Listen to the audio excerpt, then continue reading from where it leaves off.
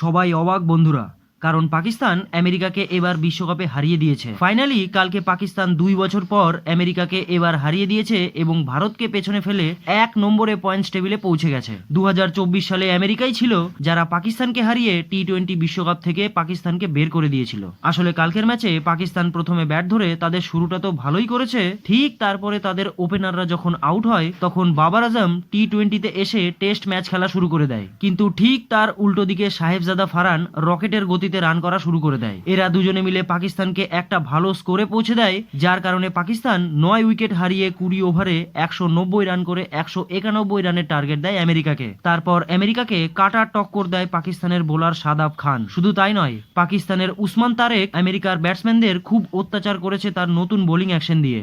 আর উসমান তারেককে সবাই ভারতের জন্য বিপদ বলে আখ্যা দিচ্ছে। উসমান তারিক কাল তো হ্যাটট্রিকের খুব কাছে চলে গেছিল, কিন্তু তার হ্যাটট্রিক তো পূরণ হয়নি। তবে পাকিস্তান কাল আমেরিকাকে 32 রানে হারিয়ে দেয়, যার ফলে এটা প্রমাণ হয়ে গেল যে আগের রাউন্ডের জন্য ভারত এবং পাকিস্তান দুজনেই কোয়ালিফাই করবে। তবে কালকের ম্যাচ জিতে পাকিস্তান এটা প্রমাণ করে দিয়েছে যে ভারতের জন্য পাকিস্তানকে হারানো আগের মতো আর সহজ হবে না এবার, কারণ পাকিস্তান শ্রীলঙ্কার মাটিতে আগে থেকেই খেলছে এবং ভারত 15 তারিখে পাকিস্তানের সাথে তাদের প্রথম ম্যাচ খেলবে শ্রীলঙ্কায়। আর শ্রীলঙ্কার এই স্টেডিয়ামে স্পিনার বোলাররা ভোরে ভোরে ঝুলিতে তাদের উইকেট তুলছে, তাই উসমান তারিখের বোলিং অ্যাকশন ভারতকে বিপদে ফেলতে পারে। তবে আপনাদের কি মনে হয় 15 তারিখের ম্যাচ কে জিততে পারে? বন্ধুরা নিচে কমেন্ট করে অবশ্যই জানাবেন।